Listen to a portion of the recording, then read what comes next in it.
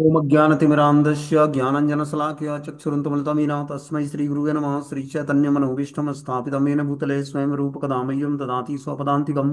वन्देऽहं श्रीगुरु श्रीयुतपदकमलं श्रीगुरून् वैष्णवाचं श्रीरूपं साग्रजातं सगणरघुनाथान्वितं तं सजीवं साद्वैतं सावधूतं परिजनसहितं कृष्णचैतन्यदेवं श्रीराधाकृष्णपादान् सगण रघुनाथान्वितं तं सजीवं साद्वैतं सावधूतं परिजनसहितं कृष्णचैतन्यदेवं श्री राधा कृष्ण पादान स्वागण ललिता श्री विशाखानवताश्च नारायण नित्यानंदम नमस्तुभ्यं प्रेमानंद प्रदायते कलवकल्मस्य नाशाय जानवीपतये नमः। नमो महावदन्याय कृष्ण प्रेम प्रदायते कृष्णाय कृष्ण चैतन्य नामिने गौरद्वित नमः। पंचतत्वात्मकं कृष्णं भक्तरूपस्वरूपं भक्तावतारं भक्ताख्यं नमामि। भक्तशक्तिकं हे कृष्ण करुणा सिंधु दीनबंधु जगत्पतये गोपेश गोपिकाकांत राधाकांत नमस्तुते तप्त कांचन गौरांगे श्री राधे वृंदावनेश्वरी ब्रह्मानुसुते देवी प्रणमामि हरिप्रिय वाञ्छाकल्पतरुभ्यश्च कृपासिन्धुभ्यो च पतितानां पावनेभ्यो वैष्णवेभ्यो नमो नमः। जय श्री कृष्ण चैतन्य प्रभु नित्यानंद श्री अद्वैत गदाधर श्रीवासादि श्री गौर भक्तवृंद। हरे कृष्ण कृष्ण कृष्ण हरे हरे, हरे राम राम राम हरे हरे। इसमें आज हम लोग को हरि नाम की महिमा में मन भौतिक रसास्वादन का भोगी होता है इसके बारे में हम लोग सुनना है। बोलते हैं कि मन जो है कल्पना करता है कि हम में से कई वृद्धावस्था की ओर अग्रसर हो रहे हैं। सभी लोग धीरे धीरे जो है वृद्धावस्था की ओर अग्रसर हो रहे हैं।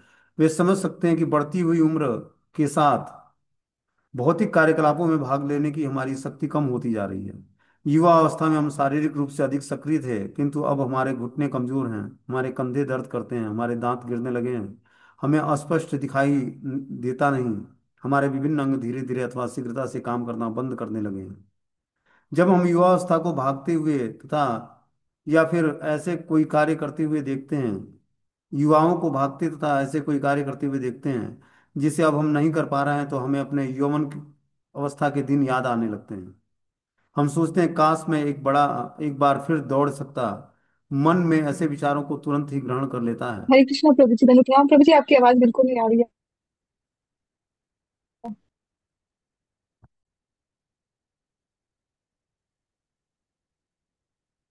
अब हमारी इस जीवन में और क्या इच्छाएं शेष रह गई हैं। बोलते हैं कि मन ऐसे विचारों को तुरंत ही ग्रहण कर लेता है और उन्हें हमारे समक्ष बड़ा करके प्रस्तुत करता है। ठीक उसी समय एक इच्छा का बीजारोपण हो जाता है और अगले जन्म में जाकर फलीभूत होगी। हाँ, जब अगले जन्म में ऐसा अवश्य ही संभव होगा और हम पुनः भाग सकेंगे। अब हमारी इस जीवन में और क्या इच्छाएं शेष रह गई हैं। दूसरे के पास हमने ऐसा क्या देख लिया जिसे पाने की हमारी तीव्र इच्छा थी, किंतु अब हम प्राप्त नहीं कर सकते। सौंदर्य, शक्ति, धन संपत्ति, ज्ञान और सफलता। आपने सदैव अपने बालों का रंग कैसा होना चाहिए, क्या दूसरे का यश देखकर आपको ईर्ष्या होती है? एवं क्या आप भी वैसा ही यश चाहते हैं? क्या आप चाहते हैं कि आपकी तिजोरियां धन से भर जाएं अथवा एक सुंदर तथा प्रेम करने वाली जीवन साथी?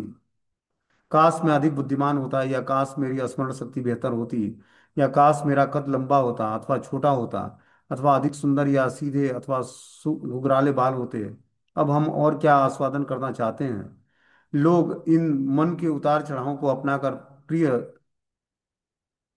समझने लगते हैं। वे यह सोचते हैं कि मैं बहुत सुखी होता अगर जो मन को भाने वाली यह विचार दोष रहित नहीं है, अपितु विपत्ति के कारण है। यह विचार आशाओं के रूप में मन में एक अस्थायी जगह बना लेती है और यह आशाएं या इच्छाएं हमें बार बार जन्म लेने के लिए बाध्य कर देती हैं।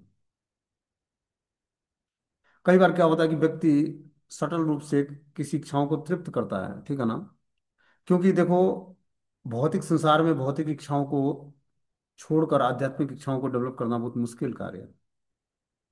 क्योंकि भौतिक परिवेश में जब व्यक्ति, जहाँ पर उसको हर चीज की सुविधाएं हैं भोगने की, उस परिवेश में वो आध्यात्मिक इच्छा जागृत कर ले, तभी उसको 100% भगवान के धाम जाने की इच्छा जागृत होगी।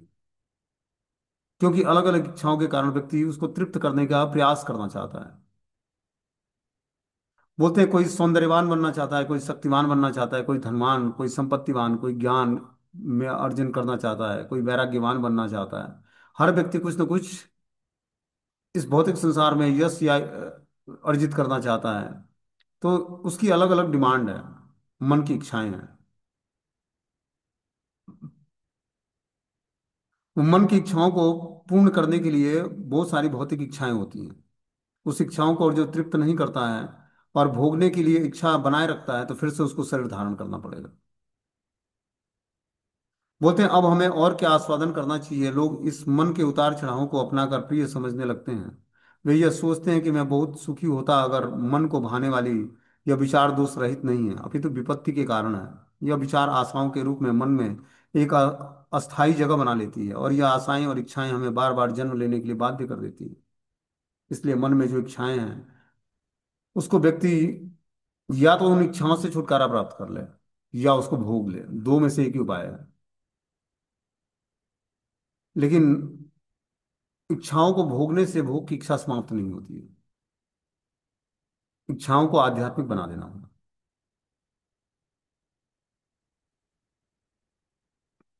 तो हमारी जो भी इच्छाएं हैं उसको जब हम आध्यात्मिक कैसे बनाएंगे, भगवान से जोड़ देंगे। तो भगवान से जोड़ते ही वो इच्छाएं हमारी आध्यात्मिक हो जाएंगी। और आध्यात्मिक इच्छाओं को तृप्त करके ही हमें, जैसे मान लो कि आदमी के अंदर भौतिक इच्छाएं भोगने की पहले छोटी छोटी इच्छाएं आती हैं, देखने की, टच करने की, सुनने की, स्वाद लेने की। तब उसको फिर आगे जो है उसकी इच्छा बढ़ती है, और तुरंत ही इच्छा नहीं बढ़ती है। पहले धीरे धीरे इच्छा उत्पन्न होती है। मान लो कोई सुंदर वस्तु दिखता है, उसको भोगने की इच्छा होती है जीवात्मा को। तो पहले वो देखना चाहता है उसके बारे में, उसके बारे में सुनना चाहता है, उसके बारे में जानना चाहता है। तब उसके अंदर धीरे धीरे भोग की इच्छा जागृत होती है। तो हमें अपनी इच्छाओं को वहीं कंट्रोल कर लेना है जहां से इच्छाएं हमारी शुरू हुई। देखने से ही इच्छा शुरू हुई, तो देखने के टाइम ही उन इच्छाओं को रोक लें। क्योंकि एक बार भौतिक संसार में भौतिक इच्छाएं उत्पन्न हो जाएंगी, तो उस इच्छाओं को तृप्त करना बहुत ही आवश्यक हो जाएगा। मतलब जीवात्मा के अंदर से वो भौतिक इच्छाएं जल्दी समाप्त नहीं होती हैं, या समाप्त करना भी है तो बहुत लंबा समय लगेगा। बता रहे हैं कि जो है, अच्छा होगा कि यदि हम आध्यात्मिक विषयों पर अपना ध्यान केंद्रित करें। अगर मेरे पास यह होता, अगर मेरे पास वह होता, और मन के किसी भी प्रकार के विचारों में खो न जाएं। विशेषतः जप करते समय केवल वही विचार ध्यान देने योग्य है जो कहता है कि काश मुझे श्री राधा कृष्ण के प्रति प्रेम होता। तो मात्र सब विचारों को थूक कर हमें क्या करना पड़ेगा, एक विचारों का पालन पोषण करना पड़ेगा। काश हमें राधा कृष्ण से प्रेम हो जाता। और कुछ भी मूल्यवान नहीं है। यदि मन आपको कृष्ण की ओर नहीं ले जाता, तो उसकी परवाह ना करें। किंतु यदि मन एक सच्चा भक्त बनने के लिए लालायित है, तो उस मन की उपेक्षा ना करें। इसके अतिरिक्त मन की सभी भावुक आसक्तियां हमें भौतिक जगत में बंदी बनाकर रखेंगी, और हमारे जप पर बुरा प्रभाव डालकर उसमें बाधाएं पहुंचाएंगी। तो जैसे हमारे अंदर भौतिक इच्छाएं होंगी, उसी तरह हमें क्या होगा, बता रहे हैं कि हमें एक सच्चा भक्त बनने के लिए लालायित रहना चाहिए। उस मन की उपेक्षा ना करें। इसके अतिरिक्त मन की सभी भावुक आसक्तियां हमें भौतिक जगत में बंदी बनाकर रखती हैं, हमारे जप पर बुरा प्रभाव डालकर उसमें बाधाएं पहुंचाती हैं। तो जो भौतिक आसक्तियां हैं, हमें क्या करता है, हमारे जपा को प्रभावित करती हैं बहुत ही। ठीक है ना।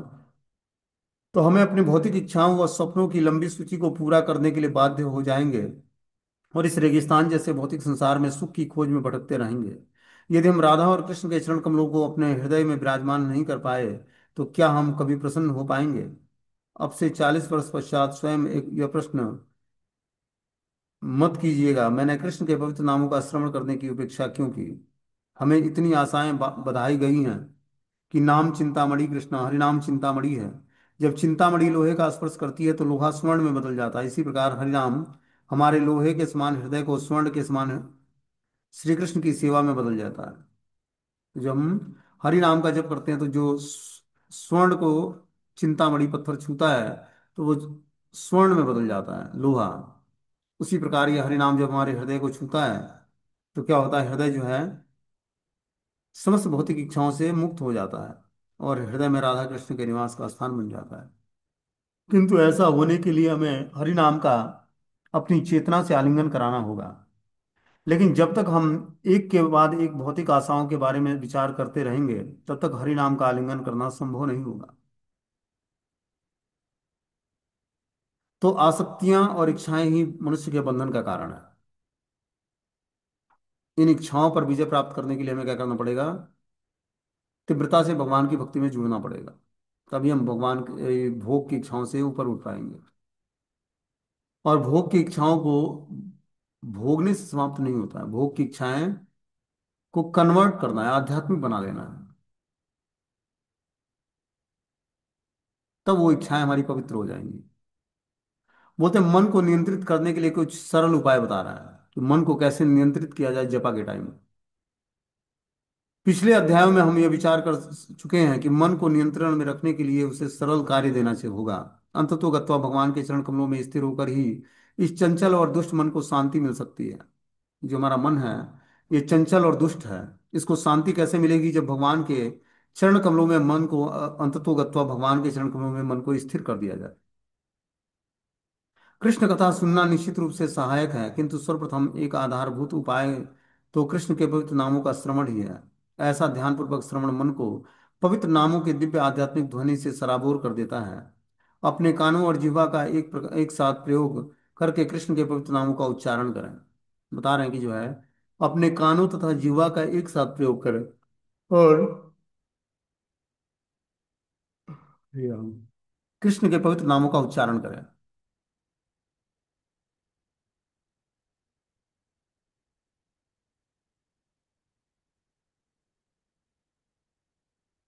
बता रहे हैं कि मन इतना शक्तिशाली है कि उसे नियंत्रण में रखने के लिए हमें अतिरिक्त सहायता की आवश्यकता पड़ सकती है।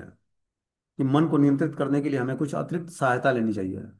सिला भक्ति सिद्धांत सरस्वती ठाकुर प्रभुपाद जी कहा करते थे कि झाड़ू और जूता उपाय का प्रयोग करने का सुझाव देते थे।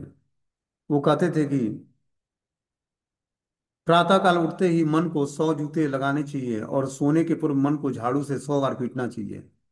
इस प्रकार से मनुष्य का मन संयमित रहेगा। तो अपने आचार्य परंपरा के जो आचार्य हैं, शिला भक्ति सिद्धांत सरस्वती ठाकुर प्रभुपाद, बोलते हैं कि मन को सोते समय 100 जूते मारे हैं और सोने के पूर्व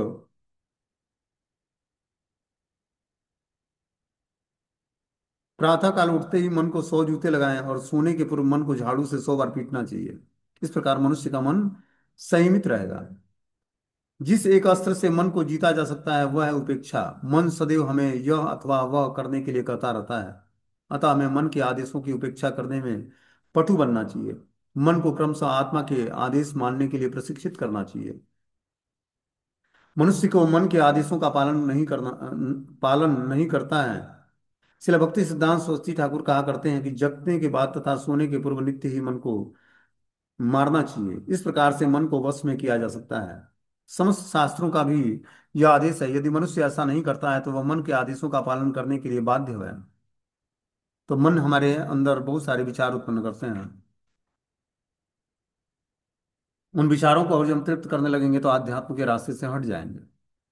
इस उपाय से उनका क्या आशय है कि शिला भक्ति सिद्धांत सरस्वती ठाकुर इसका वर्णन कलकत्ता के एक कथा के दौरान करते हैं कि इस दुष्ट मन का कभी भी विश्वास नहीं किया जा सकता है। इस मन की प्रतिदिन प्रातःकाल इस चेतावनी रूपी झाड़ू से इस प्रकार पिटाई करनी चाहिए कि रे मन, दूसरों में त्रुटि निकालने और स्वयं को सच्चा निष्कपट और प्रामाणिक भक्त घोषित करना छोड़ दे, क्योंकि तुम ऐसा तनिक भी नहीं है। जब मन सदैव दूसरों में दोष निकालता और हम स्वयं से पूछ सकते हैं कि मैं आखिरकार स्वयं को समझता क्या हूँ। जब हम स्वयं की समस्याएं और विफलताएं दूसरे की अपेक्षा कहीं अधिक भली भांति जानते हैं तो हमें दूसरे की निंदा करने का क्या अधिकार है? मन को ऐसा अशिष्ट व्यवहार करने की तनिक भी छूट नहीं है। शिला भक्ति सिद्धांत सरस्वती ठाकुर आगे बताते हैं कि इसी के से जुड़ी हुई एक कहावत है कि पर चर चाकेर गति नाही कौन काले। जो व्यक्ति आदतन दूसरे के आचरण की निंदा करता है वह कभी भी संपन्न नहीं हो सकता है। दूसरे लोग जो भी करना चाहते हैं उन्हें वह करने दिया जाए। मेरा इससे कोई सरोकार नहीं है। मुझे तो अपने ही इस स्थापित मन में बुराइयों को ढूंढनी चाहिए। बता रहे हैं कि हमें दूसरे में कमी न ढूंढकर अपने में कमी ढूंढनी चाहिए, उसको सुधारने का प्रयास करना चाहिए।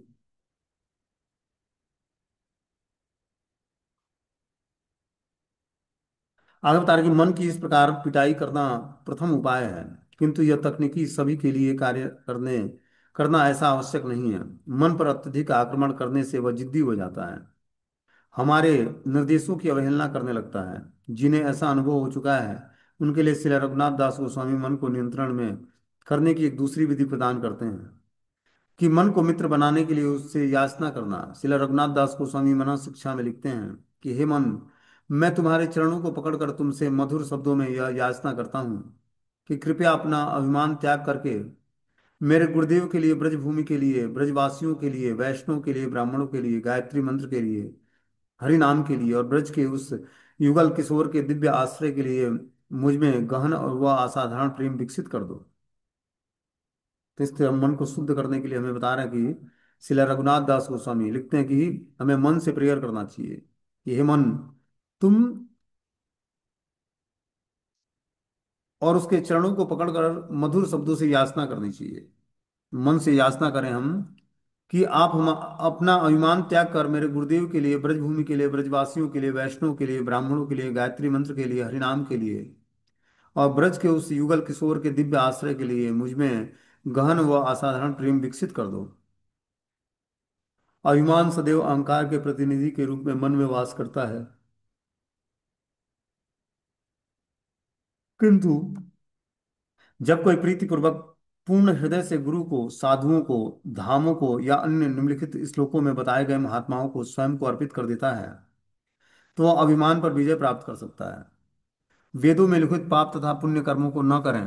तीव्र उत्कंठा के साथ ब्रज में श्री श्री राधा और कृष्ण की सेवा करें। सदैव ध्यान रखो कि भगवान श्री चैतन्य महाप्रभु ही नंद महाराज के पुत्र कृष्ण हैं तथा मेरे गुरुदेव भगवान मुकुंद को अत्यंत प्रिय हैं। हे मन, मेरी बात ध्यान पूर्वक सुनो। यदि तुम जन्म जन्मांतर तक ब्रज में वास करना चाहते हो और उस दिव्य युगल किशोर की प्रत्यक्ष रूप से सेवा करना चाहते हो, तो अत्यंत प्रेम पूर्वक श्रील स्वरूप दामोदर गोस्वामी, श्रील रूप गोस्वामी, उनके ज्येष्ठ भ्राता श्री सनातन गोस्वामी और उनके सभी पार्षदों व अनुयायियों का सदा स्मरण करो व उन्हें सादर प्रणाम करो। हे मन, अभक्त के संग रूपी वैश्या का परित्याग करो, क्योंकि यह वैश्या तुम्हारे हृदय से प्रेम धन हर लेगी। तो बता रहे हैं कि जो है, जो अभक्त गण है उनका संग नहीं करना चाहिए, क्योंकि वो वैश्या की तरह होते हैं। उनका जब तक हम परित्याग नहीं करेंगे तब तक वो हमारे हृदय में जो प्रेम है भगवान के प्रति, उस प्रेम को हरण कर लेगी। श्री रघुनाथ दास गोस्वामी के शब्दों में हमें हमारे हृदय को टटोलने के लिए प्रोत्साहित होना चाहिए कि वह क्या है जिससे हम अपने लिए मूल्यवान मानते हैं। निर्विशेष मोक्ष रूपी बाघिनी की बात मत सुनो, वह तो सभी का भक्षण कर जाती है। भगवान नारायण के प्रति आकर्षण को त्याग दो, जो तुम्हें वैकुंठ में वास का वरदान देते हैं। हे मन, ब्रज में वास करो और श्री राधा और कृष्ण का भजन करो। जो कि सभी के लिए शुभचिंतक है, वह शुद्ध प्रेम रूपी रत्न प्रदान करता है। काम रूपी सड़क के लुटेरे ने मेरे गले में दुष्ट कर्मों की रस्सी डाल दी है, जिसके कारण मुझे अत्यंत पीड़ा हो रही है। हे मन, जोर से चीखो, हे कृष्ण, हे बकासुर का वध करने वाले, मैं इस सड़क के लुटेरे द्वारा मार दिया जाऊंगा। हे मन, ऐसा करो और वैष्णव मुझे बचा लेंगे। भक्तों के साथ ऐसा प्राय होता है कि जब मन किसी विषय वस्तु पर अपनी पकड़ बनाने का प्रयत्न करता है, तो एक अंतिम स्थिति आती है। वहां भक्त के पास आत्मा की स्वतंत्रता का उपयोग कर कृष्ण की शरण ग्रहण करने का अधिकार होता है। ये हर भक्त के जीवन में ऐसी स्थिति आती है जब वो मन के विषय वस्तुओं पर अपनी पकड़ बनाने का प्रयत्न तो करता है। तब एक अंतिम स्थिति आती है जब वहां भक्त के पास आत्मा की स्वतंत्रता का उपयोग करके कृष्ण की शरण ग्रहण कर लेने का अधिकार प्राप्त होता है उसको। हर एक भक्त के जीवन में ऐसा सिचुएशन आता है जब भगवान चाहते हैं कि वो हमारी शरण ग्रहण कर ले। उस दुविधा में यदि वे वास्तव में कृष्ण को सहायता के लिए पुकारेगा, तो कृष्ण को, शिला रघुनाथ दास गोस्वामी को, शिला प्रभुपाद को, पवित्र आत्माओं को, जो मन पीछे हट जाता है और वे बच जाते हैं। मन इस महान व्यक्तित्व की आध्यात्मिक शक्तियों के सामने नहीं टिक सकता। बोलते हैं एक उदाहरण है कि जब सूर्य आकाश में होता है तब अंधकार का कोई प्रश्न नहीं रहता। उसी प्रकार से जब तक आपकी जीवा पर हरे कृष्ण महामंत्र है, आप ध्यान पूर्वक हरि नाम का श्रवण कर रहे हैं, तो आपकी चेतना शुद्ध होकर कृष्ण भावनामृत हो जाती है। तब माया के कारण चेतना के भ्रमित होने का सवाल ही नहीं है। यहाँ पर क्या बता रहे हैं कि जो है, भक्तों के साथ ऐसा प्राय होता है कि जब मन किसी विषय वस्तु पर अपनी पकड़ बना लेती है, तब एक अंतिम स्थिति आती है जहां भक्तों के पास आत्मा की स्वतंत्रता का उपयोग करके कृष्ण की शरण ग्रहण करने के लिए का अधिकार दिया जाता है। इस प्रकार इस दुविधाओं में फंसकर वास्तव में कृष्ण को सहायता के लिए पुकारेंगे। कृष्ण को श्री रघुनाथ दास गोस्वामी ने बताया कि पवित्र आत्माओं को जो मन पीछे हट जाता है और वे बच जाते हैं, मन इस महान व्यक्तित्व की आध्यात्मिक शक्तियों के सामने नहीं टिक सकता है। जिस प्रकार जब सूर्य आकाश में होता है तो अंधकार का कोई प्रश्न ही नहीं उठता, उसी प्रकार से जब तक आपकी जीवा पर हरे कृष्ण महामंत्र होता है और आप ध्यान पूर्वक हरिनाम का श्रवण कर रहे होते हैं, तो आपकी चेतना शुद्ध होती है, कृष्ण भावनामय हो जाती है। जब तब माया के कारण चेतना के भ्रमित होने का सवाल ही नहीं उठता है।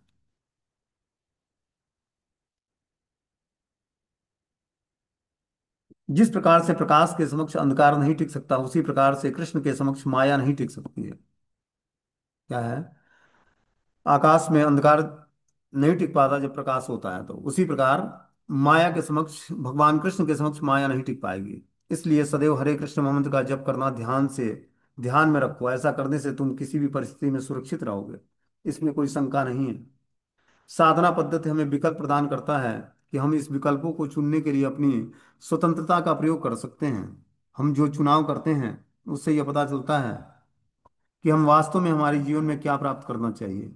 हमारे अनुसार हमें कैसे सुख प्राप्त हो सकता है, श्रील राधा कृष्ण की सेवा अथवा माया के द्वारा प्रस्तुत अवास्तविक छवियों से। जब करते समय माया हमारा ध्यान भटकाने का निरंतर प्रयत्न करती है, किंतु हमें इसकी तनिक भी परवाह नहीं करनी चाहिए। हमारा कार्य सरल है, कृष्ण के नामों का श्रवण करना। एक पवित्र नाम हरे कृष्ण या राम, अन्यथा एक मंत्र को ध्यानपूर्वक सुनने और भगवान श्री कृष्ण के को पुकारने, अपने विगत कई वर्षों में अपनी भक्तिमय जीवन के आत्म साक्षात्कार की वह रुचि के कितने भी अनमोल रत्न एकत्रित किए गए हों, काम अभिमान और ईर्ष्या सड़क के लुटेरे के समान है। क्या आप उन्हें अपनी आध्यात्मिक साक्षात्कार के रत्नों को लूट लेने देंगे? आखिर इस प्रकार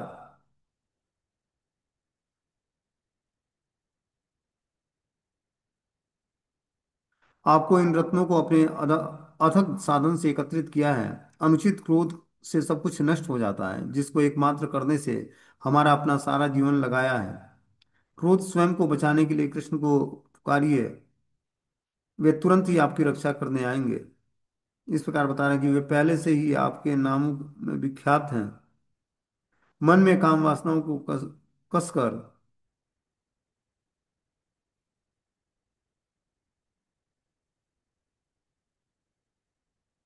पकड़ रखा है, किंतु प्रकाश के समक्ष अंधकार नहीं टिक सकता। ठीक उसी प्रकार जैसे कि हम कृष्ण के नामों की शरण लेंगे, वैसे ही मन आसक्तियां त्याग देगा। और श्रील रघुनाथ दास गोस्वामी आगे बताते हैं कि यह पाखंड और बेईमान तो गधे के मूत्र से की धारा के समान है। हे मन, क्योंकि तुम हम दोनों के पाखंड और बेईमानी से नहला कर जला रहे हो, इसलिए ये श्लोक आता है कि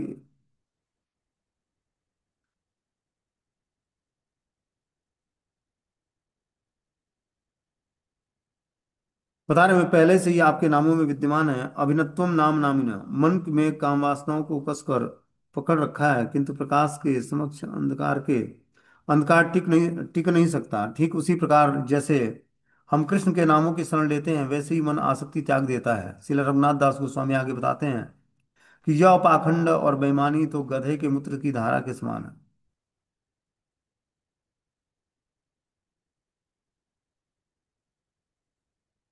तो बता रहे कि जो पाखंड और बेईमानी मन है, ये गधे की मूत्र की धार के समान है। हे मन, क्योंकि तुम हम दोनों को पाखंड और बेईमानी से नहला कर जला रहे हो।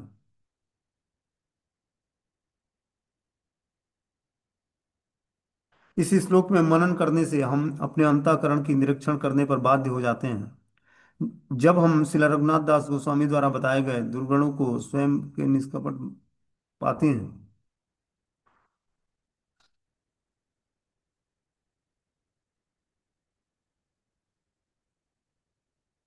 आगे संसार की भौतिक इच्छाएं, अनर्थ और अपराध, हृदय की दुर्बलता, क्या हम इन अवरोधों से यह प्रसन्नता प्राप्त करने की आशा रखते हैं? मन निरंतर इन्हें जकड़ने की कोशिश करता है और आशा करता है कि इस प्रकार गधे के मूत्र से नहाने से हमें संतुष्ट हो जाएंगे।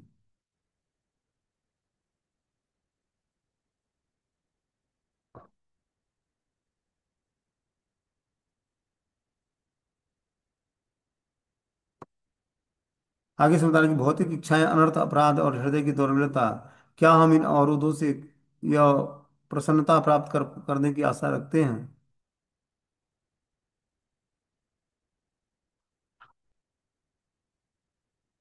मन नियंत्रण उन्हें जकड़ने की कोशिश करता है। मन निरंतर उन्हें जकड़ने की कोशिश करता है और आशा करता है कि इस प्रकार गधे के मूत्र से स्नान से हमें संतुष्ट हो जाएंगे। श्री रघुनाथ दास गोस्वामी दूसरे प्रकार से के स्नान का सुझाव देते हैं। हमें जो इन दोनों को नित्य श्री श्री गांधारिका गिरधारी के शुद्ध प्रेम में भिगोकर प्रसन्नता का अनुभव कराते हैं।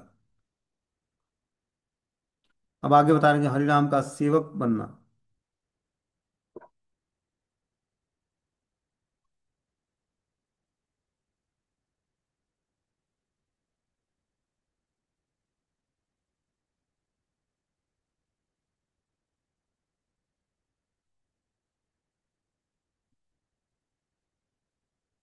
बोलते हैं कि मन को वश में करने हेतु एक तकनीकी बताया जा रहा है कि मन की उपेक्षा करें और जप श्रवण अथवा हरिनाम की सेवा द्वारा उसे व्यस्त रखें। उनका यह भी कहना है कि हम आनंद भोगने के लिए जप नहीं करते, अपितु श्री हरिनाम प्रभु के सेवकों के रूप में हम जप करते हैं। श्रील भक्ति सिद्धांत सरस्वती ठाकुर ने अपने शिष्यों को निर्देश दिया है कि वे कभी सभी श्री हरिनाम प्रभु से प्रार्थना करें और उन्हें उनकी सेवा करने का योग्यता प्रदान करें।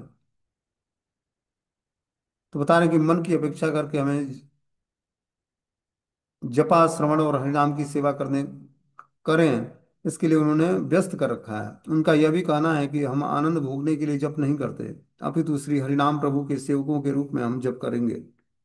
शिला भक्ति सिद्धांत सरस्वती ठाकुर प्रभुपाद अपने शिष्यों को निर्देश देते हैं कि वे सभी श्री हरिनाम प्रभु के प्रार्थना करें कि उन्हें उनकी सेवा करने के योग्य बना दें।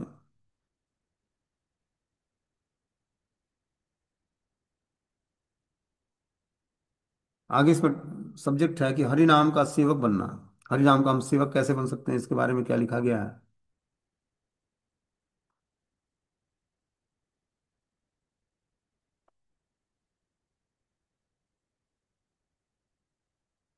बोलते हैं कि हरि नाम का सेवा करने का क्या आशय है। एक महान सेवक है क्योंकि उन्होंने हरि नाम और श्री चैतन्य महाप्रभु की इन इच्छाओं को पूर्ण किया है। हरि नाम पूरे विश्व में फैल जाए, इस सेवा के अतिरिक्त श्रील प्रभुपाद ने अतुल्य रूप से समर्पण व्यक्त किया है।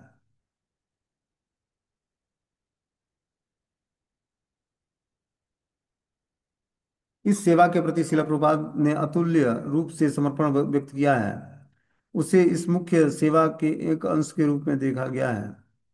हमें सचेत रहकर इसका ध्यान रखना चाहिए। हमारी सेवाएं प्रत्यक्ष या अप्रत्यक्ष रूप से श्री कृष्ण के पवित्र नामों की सेवा तथा उनके प्रचार से जुड़ी हुई हैं। श्री कृष्ण भगवद गीता में कहते हैं कि चेतसाम सर्वकर्माणि मयि सन्न्यस्य मत्परा बुद्धि योगम उपाश्रित्यम मच्चितम सत्तम भवा।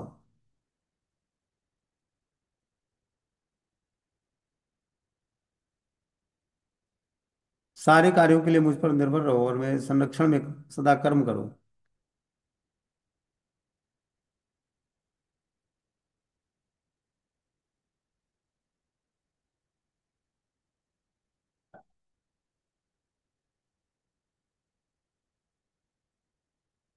बोलते सारे कार्यों के लिए मुझ पर निर्भर रहो और मेरे संरक्षण में सदा कर्म करो। ऐसे कर्म से मुझे मेरे प्रति अचेतता सचेत रहो कि मतलब भगवान ने जो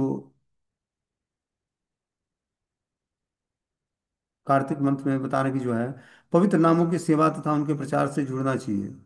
और हमें अप्रत्यक्ष रूप से, जैसे श्री कृष्ण क्या करते हैं, बहुत से नाम बोलते हैं कि हमारी सेवा प्रत्यक्ष या अप्रत्यक्ष रूप से श्री कृष्ण के पवित्र नामों की सेवा तथा उनके प्रचार से जुड़ी होनी चाहिए। जो भी हम एक्टिविटी करते हैं उसका मात्र एक उद्देश्य जो है प्रचार से या पवित्र नामों की सेवा करनी है, इसके लिए में लेना है।